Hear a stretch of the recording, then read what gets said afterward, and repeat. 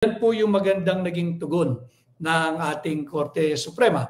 So yung pong mga nagtatanong, basura na po. Ibinasura ng Korte Suprema, napakaganda po yung naging desisyon, unanimous, at may mga concurring opinion pa ho yung mga ibang justices na sumang-ayon. Ito po yung signature page, pakita ko lamang ho. Yan o, unanimous po silang lahat.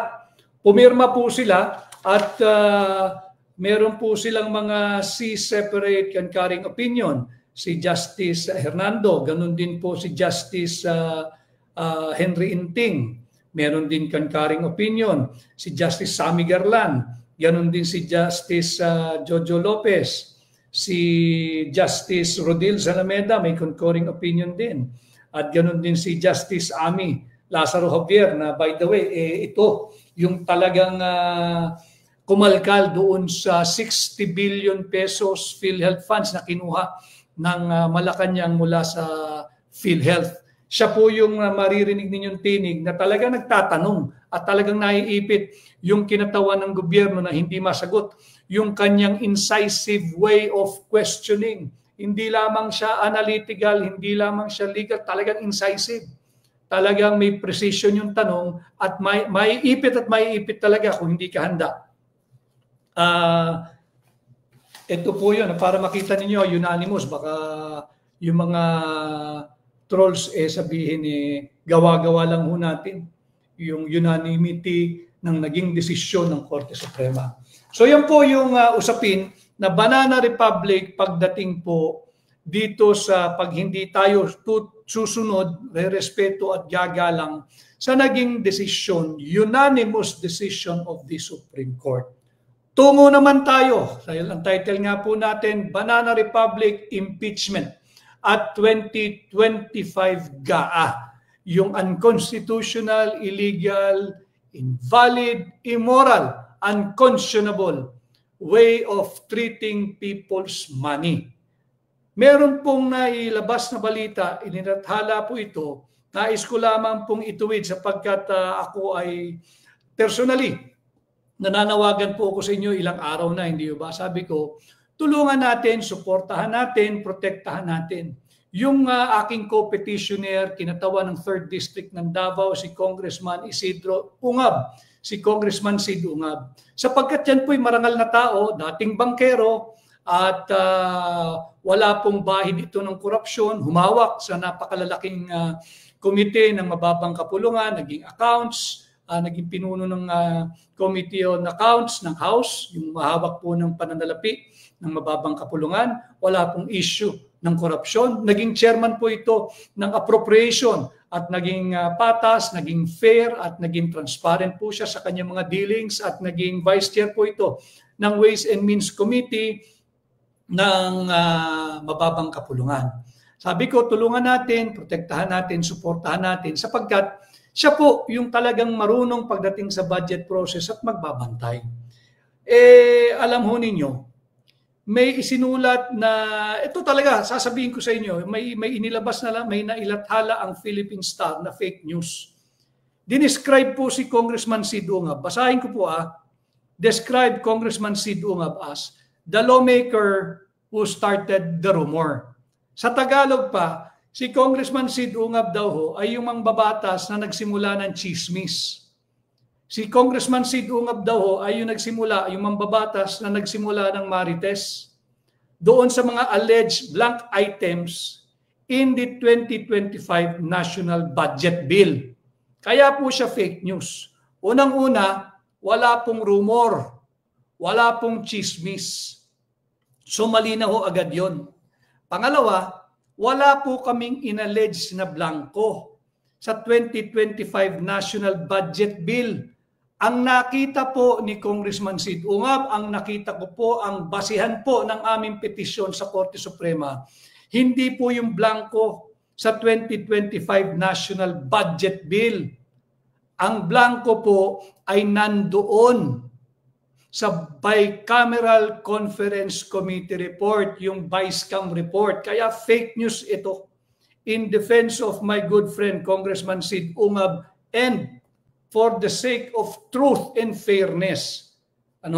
At sinabi nila, ng pag-report po ng Philippine Star, which turned out to be typographical errors in the BICAM report. Fake news po iyon, because that is precisely the bone of contention sa aming petisyon.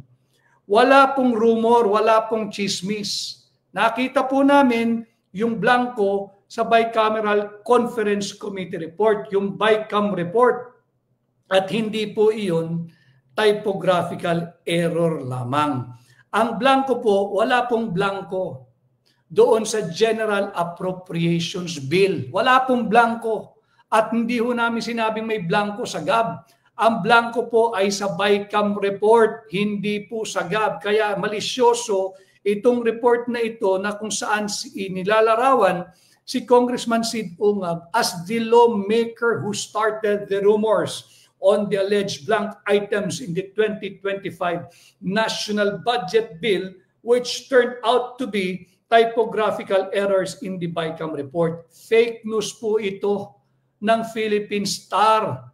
Mahiya naman kayo doon sa inyong pamagat, truth shall prevail. Hindi po truth ito, fake news po ito. Wala pong chismis, wala po kaming inallege, wala po kaming claim na blanco, na may blanco doon sa National Budget Bill or sa GAB. Ang blanco po, yung 28 items na blanco consisting of 13 pages ay doon sa Bicameral Conference Committee report. Wala pong blanco, kaya nga po ang aming tanong, may blanco doon sa BICAM report. Pagdating doon sa General Appropriations Bill, nawala po yung blanco. Kaya nga po, di ba ang tanong natin, kanino, sinong makakating kamay ang nagpuno ng blanco? Wala pong pwedeng gumalaw doon.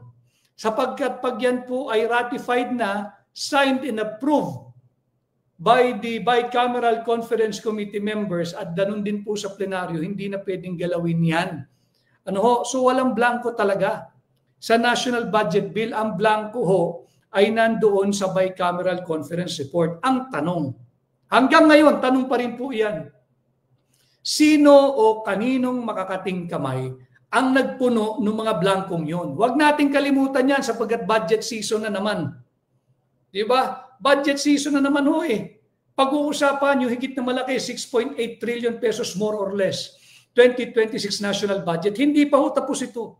Hindi pa sinasagot, hindi pa nasasagot. Sino nagpuno ng mga blanco sa Bicameral Conference Committee report? Kanya ito nauwi sa isang General Appropriations Bill na nawala yung blanco. Kaninong makakating kamay o sino yung may makating kamay na nagpuno ng mga blankong yan? Kaya ngayon tanong ko nung araw pa babae ba siya yung may makating kamay? Lalaki ba siya? O grupo sila? O marami sila? Yan po yung nakabinbin pa rin sa Korte Suprema. Yun nga po ang naging problema. Nawala yung blanco sa BICAM report, nalagyan ng figure, ng item, etc. sa General Appropriations Bill. At yung maanumalyang General Appropriations Bill na yan, yun po yung pinadala sa tanggapan ng Pangulo at yun din ang napirmahan o pinirmahan ni Pangulong Marcos. Yun po yung factual narrative na dapat itinuwid sana ng Philippine Star. Hindi po yung typo error. Hindi ba? Hindi po typo error yon. Ulitin ko Unang-una, hindi po chismis yung naging pahayag ni Congressman Sid Ungab. Kasama po niya ako doon Ito po yung actual na kaso. Ito po yung actual na kaso. Naka-file po ito. Diyan po nakalagay. Kitang-kita naman dito. Riniceive po ito ng Korte Suprema. Na-receive po ito noong January 27, 2025 at 4:25 p.m.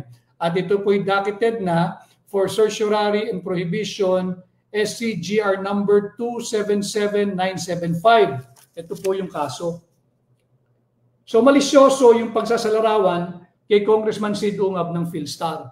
Hindi po ito rumor.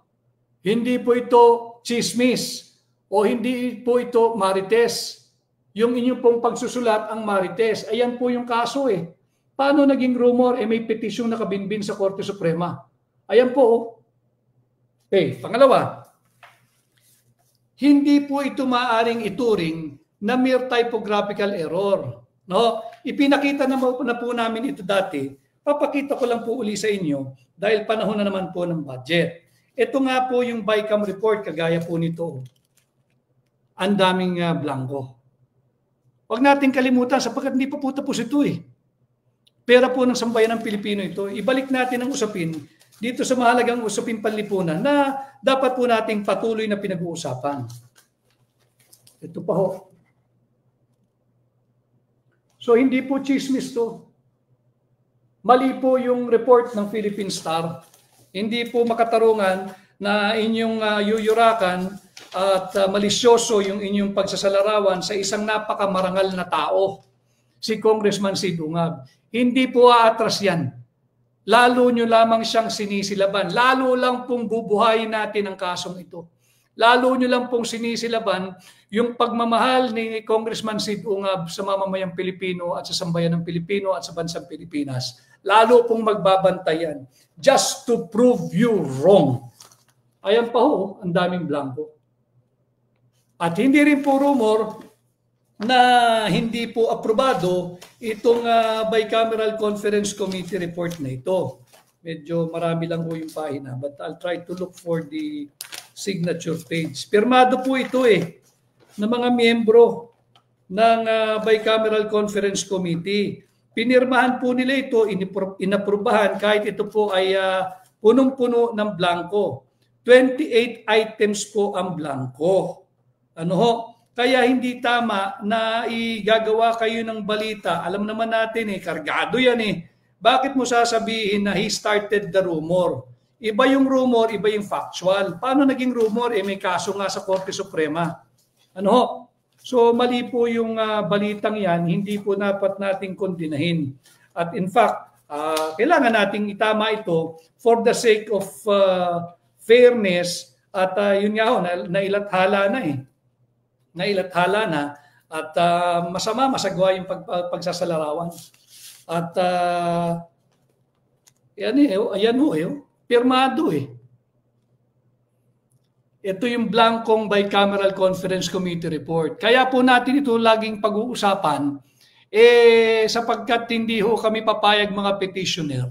Natatawagin ninyo si Congressman Sid Ungab na marites lamang. At pagbibintangan na siya ang nagsimula o nagpakalat ng rumor o chismis. Ito po, paano naging chismis? Pirmado, aprobado, ratipikado. Ito mga blankong Bicameral Conference Committee report. Tingnan po ninyo maigi. Ayan yung mga pumirma Ang sinasabi, ang drama ngayon ng mababang kapulungan, they're all for transparency and accountability. Ito, transparent tayo. And we are making you account. Kanya tayo nagtungo sa Korte Suprema sapagkat kinikilala natin yung supremacy ng ating saligang batas over the action, whether individually or collectively of an institution or a group of officials na labag po sa ating saligang batas. At yung sinasabi hong rumor, wala pong rumor. Pakita ko lang din po sa inyo na wala nga pong enrolled bill Wala pong enrolled bill, malinaw po iyon. Wala pong enrolled bill. Nung kami po ay humingi, at salamat kay Congressman Sid Ungab, nung kami po ay nakakuha dahil siya po ay nag-request nung certified true copy ng enrolled bill, ito po yun Isinubinti na rin po namin ito sa Korte Suprema. Certified po ito. Ano pong linalaman? Wala pong pirma. Walang pirma ng Senate President, walang pirma ng House Speaker, walang pirma ng Senate Secretary, wala rin pirma ng Secretary General ng House of Representatives. At yan po ay sertipikado. Dated po ito? February 13, 2025. So hindi po chismis ito. Hindi po kami lumalakad ng chismis. At ito po ay ginagawa natin para protektahan ang interes ng sambayan ng Pilipino, hindi po para magpalaganap ng chismis. Kinorek po ng konti, para lang po hindi sigla mapuna ng Philippine Star. Subalit mali pa rin yung pagkakasulat, talagang malisyoso. Ito po ang naging tugon ni Congressman Sid Ungab. And I quote, "Precision in language and reporting is critical, especially when public funds are involved." Yan po yung naging tugon. Short but sweet and direct to the point. Yun po yung naging tugon ni Congressman Sid Ungab sa kanyang naging sulat dyan sa editorial board or editor ng Philippine Star. Precision, I quote again, this is the statement of Congressman Sid Ungab. "Precision in language and reporting is critical, especially when public funds are involved." Paano sila magkakamali? Talagang dito makikita mo, may pinagtatakpan at alam naman natin na sisirain ang magandang pangalan, integridad at kredibilidad ni Congressman Sid Ungab. Kaya po natin ito ay tinatama dito sa ating pahina. Ang trabaho po kasi ng BICAM tapos na. Pagkatapos nila itong aprubahan, pagkatapos sila itong pirmahan, blanco nga ho 28 items blanco. Ano? Kaya uulitin ko, sino ang nagpuno o naglagay ng mga halaga doon sa 28 items na blanco? Kanino yung makating kamay o sino-sino yung may makakating kamay na nagpuno ng mga blanco? Illegal po kasi iyon. Tapos na yung proseso. Wala pong pinagkaiba yung aming kaso kung makikita ninyo doon sa kasong ibinasura ng Korte Suprema sa impeachment ni Vice President Inday Sara Duterte. Nag-request ang Korte Suprema, nag-inquire, nag-urirat doon sa proseso. Ganon din po dito. Pag natuloy ito, gaganon din ito. Pagtatanong din ito sa proseso. Paano ba ang proseso ng pagpasa ng budget? Pagka natapos na ang Bicameral Conference Committee report, ito'y ipinirmahan, ito'y ratipikado, ito'y aprobado, maaari pa ba itong galawin? Ang sagot, wala na. Printing na lang yan eh. Di ba? Printing na lang yan. Ang problema, merong makating kamay na pumuno sa mga blanco. Yun po yung ating pinaglalabanan ngayon sa Korte Suprema. Pinapigil po yung oral argument. Umabot na po sa oral arguments na dapat, ibig sabihin na establish na po lahat na may jurisdiction ng Korte Suprema, yung lis mota, yung pinaka-kontrobersiya, susceptible of judicial recognition, review, at adjudication, malinaw na po yan, yung standing ng party, nandyan na po yan, at malinaw din po, gamitin din po natin yung in-invoke na constitutional provision ng Supreme Court sa kaso na inihain po ni Vice President Inday Sara Duterte at ng mga abogado sa pamumuno ni Attorney Israelito Bobetorion at Martin Delgra. Yung Article 8, Section 1, Paragraph 2 ng ating saligang batas. Article 8, Section 1, Paragraph 2, yung expanded jurisdiction ng ating korte. Ano po yung expanded jurisdiction? To determine whether or not there has been grave abuse of discretion amounting to lack or excess of jurisdiction on the part of any branch or instrumentality of the government. Pwede na po yan, hindi na po pwedeng sabihin beyond the jurisdiction of the court. Basta't merong seemingly aksyon na in excess of jurisdiction or grave abuse of discretion ng kahit na sinong antas ng gobyerno, maaari pong itong silipin ng Korte Suprema, maaari po itong aksyonan ng Korte Suprema. Ano?